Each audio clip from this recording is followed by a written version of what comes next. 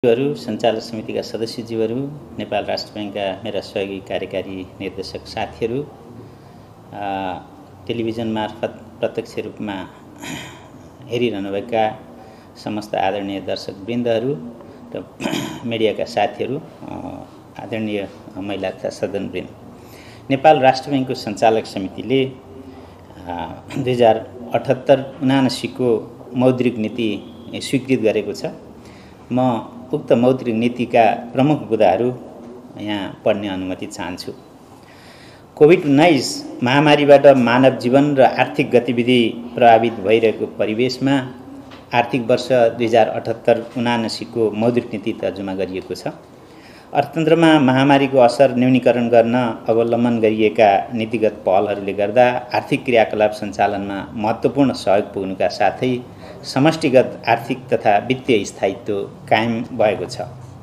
सामाजिक न्यायसहितको आर्थिक विकास र समृद्धि हासिल गर्ने दिशामा कोभिड-19 महामारीले अवरोध सृजना गरेको छ। संक्रमणको लहर बारम्बार दोहोरिने प्रवृत्तिले आर्थिक क्रियाकलाप प्रभावित भएका छन्। बाह्य क्षेत्रतर्फ निर्यात व्यापारमा उल्लेख्य सुधार भए तापनि बढ्दो आयातले गर्दा व्यापार घाटा फराकिलो हुँदै गएकोले शोधनान्तरमा चाप पर्न थालेको छ। विदेशी विनिमय सञ्चिति सुविधाजनक अवस्थामा रहेको छ। मुद्रास्फीति लक्षित सीमाभित्रै रहेको छ। कोभिड-19 ले अर्थतन्त्रमा परेको असर न्यूनीकरण गर्दै आर्थिक पुनरुत्थानलाई सघाउने उद्देश्यका साथ व्यवस्था गरिएको पुनर्कर्जा, सहुलियत कर्जा लगायत मौद्रिक एवं नियामकीय सहजीकरणले गर्दा कर्जा प्रवाह उल्लेख्य रूपमा बढेको छ। कर्जाको ब्याज दर एकल अङ्कमा रहेको कारण महामारीको समयमा पनि व्यवसाय सञ्चालन लागत घटेको अवस्था छ। विद्युतीय कारोबारलाई प्रोत्साहित गर्ने यस बैंकको प्राथमिकता र कोभिड-19 संक्रमणको जोखिम कम गर्न नगद रहित कारोबार गर्नुपर्ने आवश्यकताले गर्दा पछिल्लो समय कारोबारको भुक्तानीमा विद्युतीय माध्यमको प्रयोग तीव्र रूपमा विस्तार भएको छ।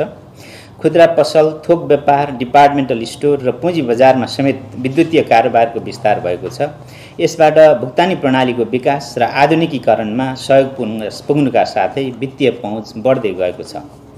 अधिकांश मुलुकहरूले अवलम्बन गरेको लचिलो तथा असाधारण नीतिगत प्रयासहरू र संक्रमण विरुद्ध खोपको उपलब्धतासँगै कोभिड-19 का कारण गत वर्ष सङ्कुचनमा गएको विश्व अर्थतन्त्र पुनरुत्थान हुन थालेको अन्तर्राष्ट्रिय सङ्घ संस्थाहरूको विश्लेषण रहेको छ। तथापि पर्यटन आयमा निर्भर र खोपको उपलब्धता सहज नभएका मुलुकहरूको आर्थिक पुनरुत्थानको गति भने अझै न्यून रहने देखिएको छ। महामारीको संक्रमण कायमै रहेकोले पर्यटन लगायत अति प्रभावित क्षेत्रको पुनरुत्थानमा थप समय लाग्ने देखिएको छ। महामारीबाट अर्थतन्त्रमा परेको असर न्यूनीकरण गर्दै शीघ्र आर्थिक पुनरुत्थानको लागि एकातर्फ नियामकीय सहजीकरण र सहुलियत उपलब्ध गराउनुपर्ने आवश्यकता छ भने अर्कोतर्फ वित्तीय स्थायित्वको साथै बाह्य क्षेत्र स्थायित्वमा पर्न सक्ने प्रतिकूल प्रभावतर्फ पनि सजग रहनुपर्ने अवस्था छ। राष्ट्रिय तथा अन्तर्राष्ट्रिय आर्थिक स्थिति एवं परिदृश्यलाई दृष्टिगत गर्दै कोभिड-19 संक्रमणको दोस्रो लहर कायम रहेको अवस्थामा नेपाल राष्ट्र बैंक ऐन 2058 को व्यवस्था बमोजिम आर्थिक वर्ष 2078-79 को मौद्रिक नीति तर्जुमा गरिएको छ। सरकारको साझा न्यूनतम कार्यक्रम, नीति तथा प्राथमिकता, देशको वर्तमान आर्थिक अवस्थाको जानकारी 2078 एवं यस बैंकको तेस्रो रणनीतिक योजनालाई समेत मौद्रिक नीति तर्जुमाको आधारको रूपमा लिइएको छ। मौद्रिक नीति तर्जुमा गर्दा सरकारवालाबाट प्राप्त राय सुझावलाई यथेष्ट ध्यान दिइएको छ। आर्थिक परिदृश्य आगामी वर्ष कोभिड-19 महामारीले सङ्कुचित रहेको विश्व अर्थतन्त्रको पुनरुत्थानमा सुधार आउनका साथै मुद्रास्फीति न्यून रहने अन्तर्राष्ट्रिय मुद्रा कोषको अनुमान छ। यद्यपि आर्थिक पुनरुत्थानको गति कोरोना विरुद्धको खोपमा पहुँच हुने र नहुने मुलुकहरूबीच भिन्न हुने देखिएको छ। 2021 विश्व अर्थतन्त्रको विस्तार 6% र 2022 4.9% हुने प्रक्षेपण छ। त्यसैगरी सन् 2022 विकसित मुलुकहरूको मुद्रास्फीति 2.10% र उदयमान तथा विकासोन्मुख मुलुकहरूको मुद्रास्फीति 4.70% रहने प्रक्षेपण छ। वर्षायामको सुरुवातमै कतिपय स्थानहरूमा बाढी पहिरो जस्ता प्राकृतिक प्रकोपबाट धनजनको क्षति पुगेको छ। तथापि समग्रमा मौसम अनुकूल रहने पूर्वानुमान रहेको, उन्नत बिउ तथा रासायनिक मलको उपलब्ध बढेको र कृषि कर्जामा पहुँच विस्तार हुँदै गएको सन्दर्भमा कृषि क्षेत्रको उत्पादन वृद्धि सन्तोषजनक रहने अनुमान छ।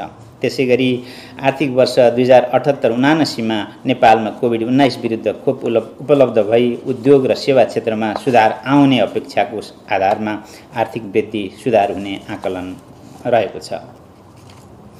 पछिल्लो समय मुद्रास्फीति नियन्त्रित रहेको छ, तथापि आर्थिक पुनरुत्थानले गति लिएसँगै समष्टिगत माग विस्तार हुने अवस्था रहेको, अन्तर्राष्ट्रिय बजारमा कच्चा तेलको मूल्य वृद्धि भइरहेको र नेपाली रुपियाँको परिवर्त्य विदेशी मुद्रासँगको विनिमय दरमा उतार चढाव आइरहेकोले मूल्यमा केही चाप पर्ने देखिएको छ। कोभिड-19 महामारी बीच पनि निर्यात र विप्रेषण प्रवाह सन्तोषजनक रहेको छ। पछिल्लो समय आयात वृद्धिमा तीव्रता आउन थालेको र वैदेशिक रोजगारीमा जाने नेपालीको सङ्ख्या बढ्न नसकेको कारण विप्रेषण प्रवाहमा जोखिम कायमै रहेकोले शोधनान्तर स्थितिमा दबाव पर्न सक्ने सम्भावना छ। तथापि कोरोना विरुद्ध खोप उपलब्ध हुन थालेको हुँदा वैदेशिक रोजगारीमा जाने सङ्ख्या बढ्न सक्ने देखिन्छ। समग्रमा आर्थिक पुनरुत्थानसँगै शोधनान्तर स्थितिमा चाप पर्न सक्ने भए पनि विदेशी विनिमय सञ्चित सुविधाजनक स्थितिमा रहने देखिन्छ। आर्थिक पुनरुत्थानले गति लिएसँगै कर्जाको माग बढ्ने देखिन्छ। सो अनुसार निक्षेप सङ्कलन लगायतका वित्तीय साधन परिचालन हुन नसकेमा तरलतामा दबाव सृजना भई कर्जाको ब्याज दरमा चाप पर्ने सम्भावना छ। मौद्रिक नीतिको स्वरूप कोभिड-19 महामारीबाट प्रभावित क्षेत्रहरूको पुनरुत्थान गर्दै अर्थतन्त्र विस्तारमा सहयोग पुर्याउन मौद्रिक सहजीकरण गर्नुपर्ने र आर्थिक तथा वित्तीय स्थायित्व कायम गर्न कसिलो मौद्रिक नीति अवलम्बन गर्नुपर्ने अवस्थाका बीच तालमेल मिलाई मौद्रिक नीतिको सन्तुलित कार्यदिशा अवलम्बन गरिनेछ। मूल्य तथा बाह्य क्षेत्र स्थायित्वमा पर्न सक्ने दबावतर्फ सजग रहँदै मौद्रिक नीतिको एङ्करको रूपमा रहेको विद्यमान स्थिर विनिमय दर पद्धतिलाई कायम राख्दै समष्टिगत आर्थिक स्थितिका आधारमा मौद्रिक व्यवस्थापन गरिनेछ। वित्तीय स्रोत परिचालनको दायरा फराकिलो बनाउँदै उपलब्ध वित्तीय साधनलाई उत्पादन अभिवृद्धि, रोजगारी सृजना, उद्यमशीलता विकास र दिगो तथा समावेशी आर्थिक विकास हासिल गर्नेतर्फ परिलक्षित गरिनेछ। ब्याजदर करिडरको प्रभावकारी कार्यान्वयन मार्फत ब्याजदर स्थायित्व कायम हुने गरी तरलता व्यवस्थापन गरिनेछ। वित्तीय क्षेत्रको विकास र स्थायित्वका लागि बैंक तथा वित्तीय संस्थाहरूमा सुशासन प्रवर्धन तथा सुदृढीकरण गरी वित्तीय मध्यस्थताको कार्यलाई कुशल र प्रभावकारी बनाइनेछ। भुक्तानी कारोबारमा विद्युतीय माध्यमको प्रयोगलाई प्रवर्धन गरी नगद कारोबार न्यूनीकरण गर्दै लगिनेछ। वित्तीय पूर्वाधारको विकास र वित्तीय साक्षरता अभिवृद्धि मार्फत वित्तीय पहुँच तथा वित्तीय समावेशीकरण प्रवर्धन गरिनेछ। आर्थिक तथा मौद्रिक लक्ष्यहरू आर्थिक वर्ष 2078-79 मा उपभोक्ता मुद्रास्फीति औसत 6.50% भित्र सीमित राख्नुका साथै आर्थिक पुनरुत्थानलाई प्राथमिकता दिँदै अर्थतन्त्र विस्तारमा सहयोग पुग्ने गरी तरलता व्यवस्थापन गरिनेछ। आर्थिक वर्ष 2078-79 मा कम्तीमा 7 महिनाको वस्तु तथा सेवा आयात धान्न पर्याप्त विदेशी विनिमय सञ्चित कायम हुने गरी मौद्रिक तथा बाह्य क्षेत्र व्यवस्थापन गरिनेछ। प्रचलित मूल्यको कुल गार्हस्थ उत्पादनलाई मौद्रिक प्रक्षेपणको आधारको रूपमा लिई आर्थिक वर्ष 2078-79 मा विस्तृत मुद्रा प्रदायको विस्तार 18% र निजी क्षेत्रतर्फको कर्जा विस्तार 19% हुने प्रक्षेपण रहेको छ। सञ्चालन लक्ष्य तथा उपकरणहरू बैंक तथा वित्तीय संस्थाले कायम गर्नुपर्ने अनिवार्य नगद अनुपात 3% को विद्यमान व्यवस्थालाई यथावत राखिएको छ। बैंक तथा वित्तीय संस्थाले अन्तिम ऋणदाता सुविधाको रूपमा उपयोग गर्ने बैंक दरलाई 5% मा यथावत राखिएको छ। ब्याजदर करिडरको माथिल्लो सीमाको रूपमा रहेको स्थायी तरलता सुविधा दर 5% लाई यथावत राखिएको छ। करिडरको तल्लो सीमाको रूपमा रहेको निक्षेप सङ्कलन दरलाई 1% बाट वृद्धि गरी 2% र नीतिगत दरको रूपमा रहेको रिपो दरलाई 3% बाट वृद्धि गरी 3.50% कायम गरिनेछ। खुल्ला बजार कारोबारलाई थप सक्रिय बनाई ब्याजदर करिडरको व्यवस्थालाई प्रभावकारी बनाइनेछ। वाणिज्य बैंक, विकास बैंक र वित्त कम्पनीले कायम गर्नुपर्ने विद्यमान वैधानिक तरलता अनुपात क्रमशः 10%, 8% र 7% लाई यथावत कायम राखिएको छ। स्रोत परिचालन वाणिज्य बैंकहरूका अतिरिक्त राष्ट्रिय स्तरका विकास बैंक, वित्त कम्पनी र थोक कारोबार गर्ने लघुवित्त वित्तीय संस्थाहरूले समेत आफ्नो चुक्ता पुँजीको 25% ऋणपत्र जारी गर्ने व्यवस्था मिलाइनेछ। कृषि र ऊर्जा क्षेत्रको विकासमा दीर्घकालीन साधन परिचालन गर्ने उद्देश्यले कार्यान्वयनमा ल्याएको कृषि र ऊर्जा ऋणपत्र सम्बन्धी विद्यमान व्यवस्थालाई निरन्तरता दिइनेछ। वैदेशिक रोजगारीमा रहेका नेपालीको विप्रेसन ब्याङ्किङ प्रणाली मार्फत भित्र्याउन र बचत गर्न प्रोत्साहित गर्ने उद्देश्यले ब्याङ्किङ प्रणालीबाट प्राप्त हुने विप्रेसन रकम ब्याङ्क तथा वित्तीय संस्थाहरूमा जम्मा गरेमा न्यूनतम 1% बिन्दु थप ब्याज पाउने व्यवस्था मिलाइनेछ।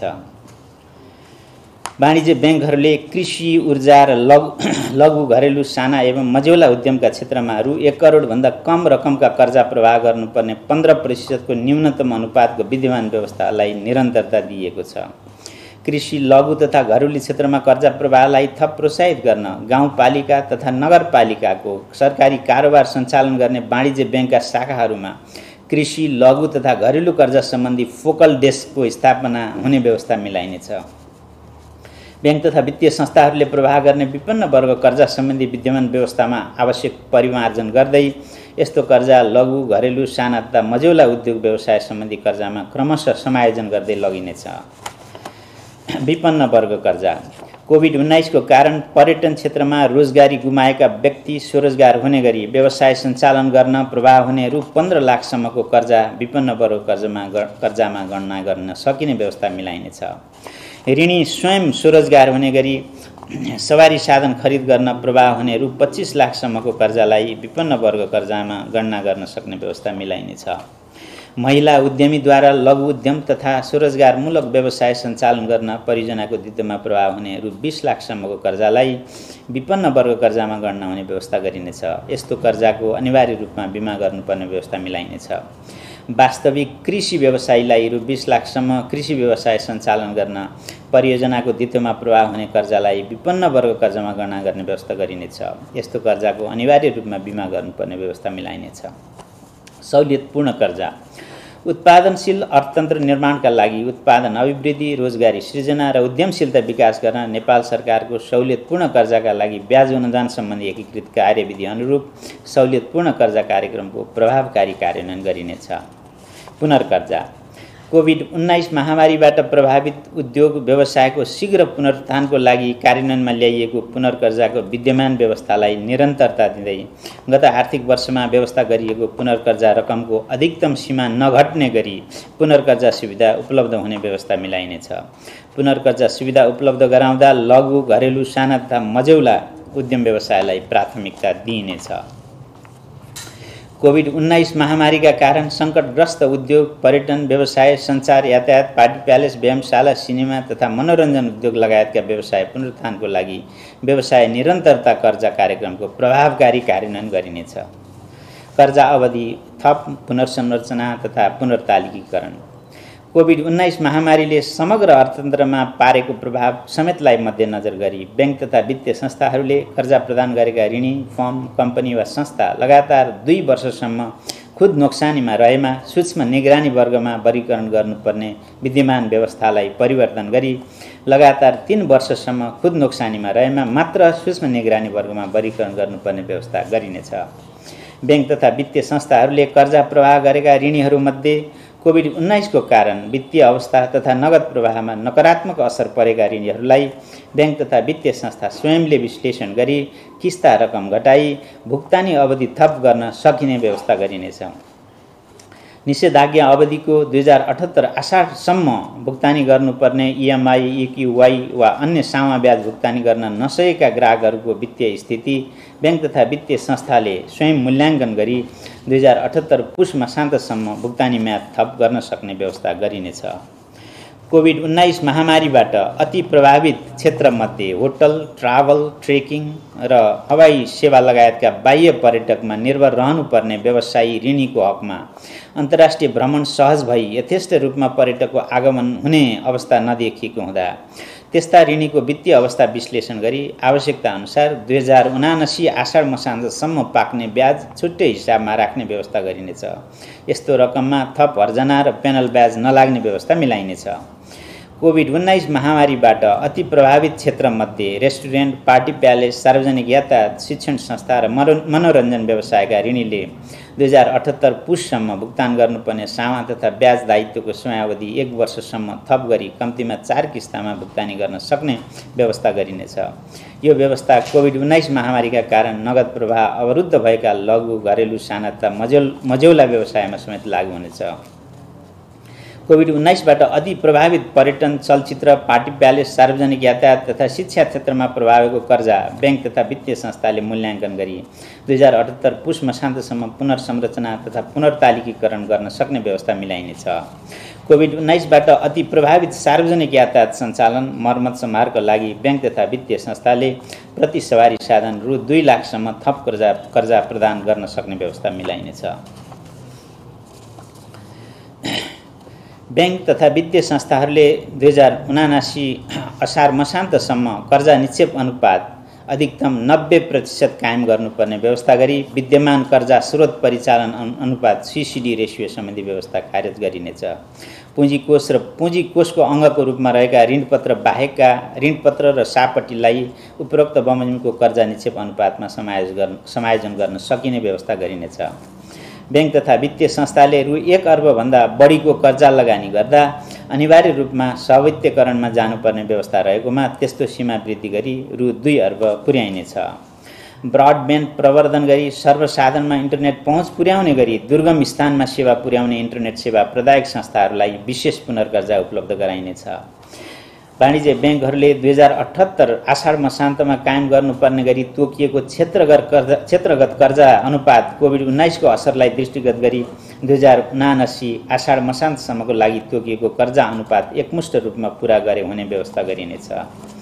ब्याज पुँजीकरण गर्न यस ब्याङ्कबाट पूर्व स्वीकृति प्राप्त ग्रेस अवधिमा रहेका निर्माणाधीन आयोजनामा प्रभावित कर्जाको 2079 आषाढ मसान्तसम्म पाएको ब्याज पुँजीकरण गर्न सकिने व्यवस्था गरिनेछ।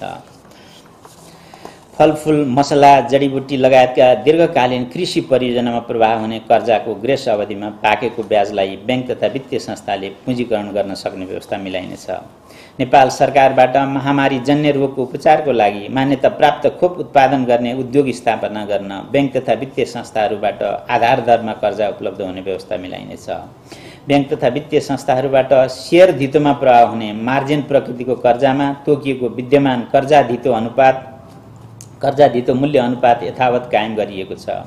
बैंक तथा वित्तीय संस्थाहरूबाट शेयर धितोमा प्रभाव हुने मार्जिन प्रकृतिको कर्जा जोखिम न्यूनीकरण गर्दै साना लगानीकर्ताहरूको पहुँच अभिवृद्धि गर्ने अभिप्रायले यस्तो कर्जा एक व्यक्ति वा संस्थाले एक वित्तीय संस्थाबाट अधिकतम रु 4 करोड र समग्र वित्तीय प्रणालीबाट अधिकतम रु 12 करोडसम्म मात्र लिन सक्ने व्यवस्था मिलाइनेछ। ऋणीले उक्त सीमाभन्दा बढी कर्जा उपभोग गरिरहेको अवस्थामा यस्तो कर्जा नियमित गर्न उपयुक्त समय सीमा प्रदान गरिनेछ।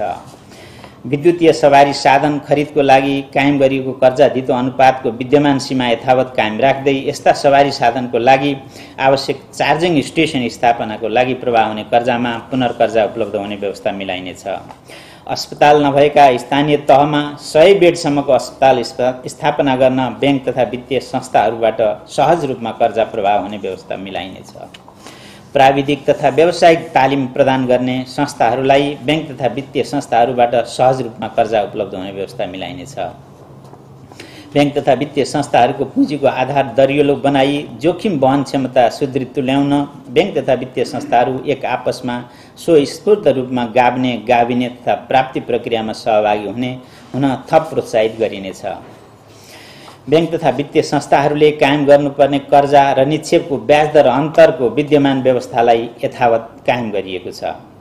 आधार दर गणनाको विद्यमान विधिलाई पुनरावलोकन गरिनेछ। बैंक तथा वित्तीय संस्थाहरूले कर्जाको ब्याज दर निर्धारण गर्दा आधार दरमा थप गर्ने प्रिमियम दर संस्था आफैले निर्धारण गर्न सक्ने व्यवस्थालाई निरन्तरता दिएको छ। तर उद्यम व्यवसाय सञ्चालन गर्न रु 1 करोड वा सोभन्दा कम ऋण उपयोग गर्ने ऋणीको हकमा आधार दरमा अधिकतम 2% बिन्दुले मात्र प्रिमियम थप गर्न सक्ने व्यवस्था मिलाइनेछ। बैंक तथा वित्तीय संस्थाहरूले प्रवाह गर्ने अधिविकर्ष कर्जा लगायत चालू पुँजी कर्जालाई थप पारदर्शी तथा प्रभावकारी बनाउन चालू पुँजी कर्जा सम्बन्धी मार्गदर्शन जारी गरिनेछ। बैंक तथा वित्तीय संस्थाहरूका सहायक कम्पनीहरूको एकीकृत सुपरिवेक्षणलाई प्रभावकारी बनाउन अन्य नियामक एवं सरोकारवाला निकायहरूसँग समन्वय गरिनेछ। बचत तथा ऋण सहकारी संस्थाहरूको नियामकीय निकायहरूको नियमन तथा सुपरिवेक्षण क्षमता अभिवृद्धि गर्न आवश्यकता अनुसार नीतिगत समन्वय र प्राविधिक सहायता उपलब्ध गराइनेछ। बैंक तथा वित्तीय संस्थाले ग्राहकलाई कालो सूचीमा राख्ने विद्यमान व्यवस्था पुनरावलोकन गरिनेछ। बैंक तथा वित्तीय संस्थाहरूको संस्थागत सामाजिक उत्तरदायित्व खर्च व्यवस्थित गर्न मार्गदर्शन जारी गरिनेछ। ग्राहक पहिचान सम्बन्धी व्यवस्थालाई सरलीकृत गरी प्रविधिमा आधारित ग्राहक पहिचान प्रणाली ई-केवाइसी विकास गरिनेछ। लघुवित्त सम्बन्धी व्यवस्था थोक कर्जा प्रदायक लघुवित्त वित्तीय संस्था र खुद्रा कारोबार गर्ने लघुवित्त वित्तीय संस्था बीच समेत एक आपसमा गाभ्ने गाभिने तथा प्राप्ति प्रक्रियामा सहभागी भई एकीकृत भएमा खुद्रा कारोबार गर्ने लघुवित्त वित्तीय संस्थाको रूपमा कार्य गर्न सक्ने व्यवस्था गरिनेछ। भुक्तानी प्रणाली आर्थिक वर्ष 2079-80 लाई विद्युतीय भुक्तानी कारोबार प्रवर्धन वर्षको रूपमा मनाउन चालु आर्थिक वर्ष आवश्यक पूर्वाधारको विकास र चेतना अभिवृद्धिमा जोड दिइनेछ।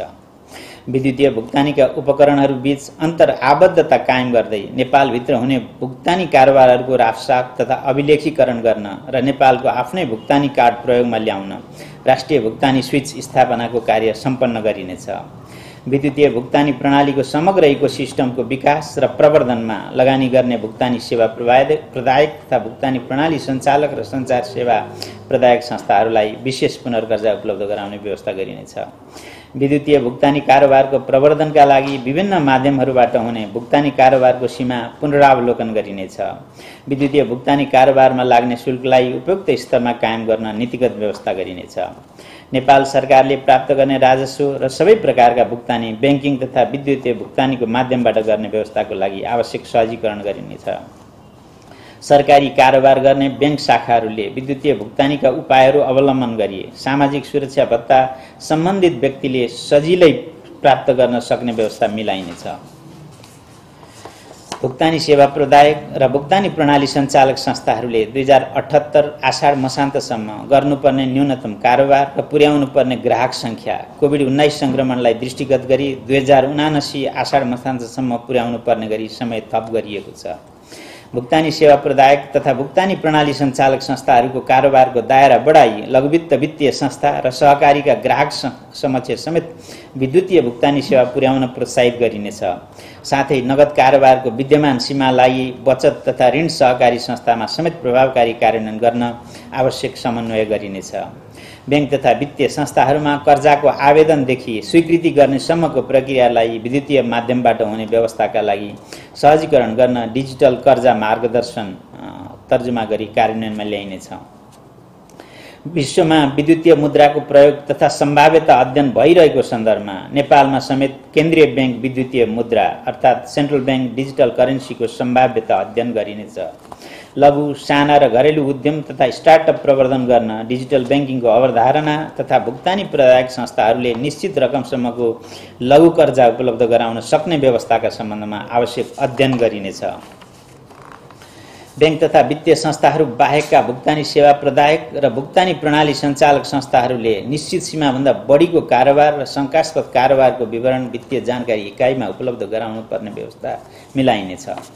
विदेशी विनिमय नेपाली संस्था निकायहरूले सेवा सम्झौता गरी विदेशबाट लिने सेवा आयात बापतको भुक्तानीका लागि वाणिज्य बैंकहरूले प्रदान गर्न सक्ने सटै सुविधामा आवश्यक पुनरावलोकन गरिनेछ।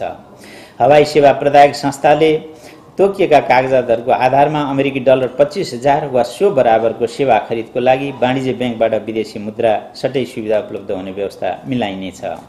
राष्ट्रिय प्राथमिकता प्राप्त आयोजनाहरूले सेवा लिए बापत विदेशी संस्थालाई गर्नुपर्ने भुक्तानी तोकिएका कागजातको आधारमा वाणिज्य बैंकहरूबाट सोझै गर्न सक्ने व्यवस्था मिलाइनेछ। भारतबाट परिवर्तित विदेशी मुद्रामा आयात गरिने औद्योगिक कच्चा पदार्थ तथा मेसिनरी लगायतका वस्तुहरूको विद्यमान सूची पुनरावलोकन गरी आवश्यक समायोजन गरिनेछ। मनी चेन्जर, विप्रेषक company, hotel, travel, trekking, cargo, airlines लगायतका यस बैंकबाट विदेशी मुद्रा कारोबार गर्न स्वीकृति पाएका संस्थाहरूको विदेशी मुद्रा कारोबार अनुमति पत्र 2079 आषाढसम्म नवीकरण गर्दा शुल्क नलाग्ने व्यवस्था गरिनेछ। विभिन्न फर्म, कम्पनी तथा संस्थाको एप्लिकेसन तथा सफ्टवेयर खरिद र अनलाइन विज्ञापन लगायतका सेवा आयात बापतको विदेशी मुद्रा भुक्तानी सम्बन्धित नियामक निकायको अथवा सरकारवाला निकायसँग समन्वय गरी थप व्यवस्थित गरिनेछ। विप्रेषण सेवा प्रदायक कम्पनीहरूलाई थप सुदृढीकरण गर्न एक आपसमा गाभिन तथा प्राप्तिमा सहभागी हुन आवश्यक व्यवस्था मिलाइनेछ। नेपाली नागरिकले नगदको रूपमा राख्न सक्ने परिवर्त्य विदेशी मुद्राको अधिकतम सीमा र सोको समयावधि तथा परिवर्त्य विदेशी मुद्रा सटै सम्बन्धी व्यवस्था पुनरावलोकन गरिनेछ। अमेरिकी डलरमा विप्रेषणको भुक्तानी गर्न समस्या भएका मुलुकहरूमा सम्बन्धित देशका विप्रेषण कम्पनीहरूले यस बैंकको एजेन्सी खाता मार्फत स्थानीय मुद्रामा विप्रेषण रकम जम्मा गरी नेपाल पठाउन सकिने व्यवस्थाका सम्बन्धमा आवश्यक अध्ययन गरिनेछ। ग्राहक संरक्षण इजाजत पत्र वा अनुमति पत्र प्राप्त संस्थाहरूको वित्तीय ग्राहकको हित संरक्षण गर्ने उद्देश्यले वित्तीय ग्राहक संरक्षण सम्बन्धी कानुनको मस्यौदा तर्जुमा गरिनेछ। अपाङ्गता भएका व्यक्तिलाई वित्तीय सेवामा सहज पहुँच सुनिश्चित गर्न स्थानीय तहमा निश्चित सङ्ख्याभन्दा बढी शाखा रहेका स्थानमा बैंक तथा वित्तीय संस्थाहरूले कम्तीमा एक शाखा र एटीएम लाउन्ज भएका स्थानमा एक एटीएम अपाङ्ग मैत्री बनाउनु पर्ने व्यवस्था गरिनेछ। बैंक तथा वित्तीय संस्थाहरूबाट कार्यान्वयनमा ल्याइएका कर्जा प्रवाह तथा ग्राहक पहिचानसँग सम्बन्धित कागजातमा एकरूपता कायम गर्न आवश्यक व्यवस्था मिलाइनेछ। वित्तीय सेवाको पहुँच न्यून रहेका कर्णाली प्रदेश र सुदूरपश्चिम प्रदेशमा वित्तीय पहुँच अभिवृद्धि गर्ने उद्देश्यले प्रादेशिक वित्तीय संस्थाको उपस्थितिको सन्दर्भमा आवश्यक अध्ययन गरिनेछ। सम्पत्ति शुद्धिकरण सम्बन्धी राष्ट्रिय जोखिम मूल्याङ्कन प्रतिवेदनले औल्याएका उच्च जोखिमका क्षेत्रहरूमा निहित जोखिमको पहिचान, मापन, मूल्याङ्कन र व्यवस्थापन गर्न सूचक संस्थाको विशेष अनुगमन तथा सुपरिवेक्षण गरिनेछ। अन्त्यमा यस मौद्रिक नीतिको कार्यान्वयनबाट समष्टिगत आर्थिक तथा वित्तीय स्थायित्व कायम भई आर्थिक पुनरुत्थानमा सघाउ पुग्ने विश्वास लिइएको छ। वित्तीय स्रोत परिचालनको दायरा फराकिलो हुँदै उपलब्ध वित्तीय साधन उत्पादन अभिवृद्धि, रोजगारी सृजना, उद्यमशीलता र दिगो आर्थिक विकास हासिल गर्नतर्फ परिलक्षित भई उत्पादनशील अर्थतन्त्र निर्माणमा समेत सहयोग पुग्ने विश्वास रहेको छ। वित्तीय क्षेत्र थप सुदृढ हुँदै सुरक्षित र सबल भुक्तानी प्रणाली मार्फत वित्तीय कारोबार प्रवर्धन हुने अपेक्षा रहेको छ। कोभिड-19 संक्रमणको निरन्तरताले उत्पन्न गरेको अनिश्चितता बीच चालु आर्थिक वर्षको मौद्रिक नीति जारी गरिएको छ। अर्थतन्त्रमा विकसित समष्टिगत आर्थिक तथा वित्तीय स्थिति अनुरूप मौद्रिक उपाय र नियामकीय व्यवस्थाहरूलाई समय सापेक्ष र गतिशील बनाउन मौद्रिक नीतिको त्रैमासिक समीक्षा गरिनेछ। प्रस्तुत मौद्रिक नीति तर्जुमाको क्रममा महत्त्वपूर्ण सुझाव दिई सहयोग पुर्याउनु हुने नेपाल सरकार, बैंक तथा वित्तीय संस्था, व्यावसायिक सङ्घ संस्था, विद्वत वर्ग, अन्तर्राष्ट्रिय विकास साझेदार, सञ्चार माध्यम लगायत सबैमा नेपाल राष्ट्र बैंक हार्दिक आभार व्यक्त गर्दछ। मौद्रिक नीतिमा भएका व्यवस्थाहरूको कार्यान्वयनमा सदाझैँ सबैको सहयोग प्राप्त हुने यस बैंकको विश्वास रहेको छ। धन्यवाद। नमस्कार।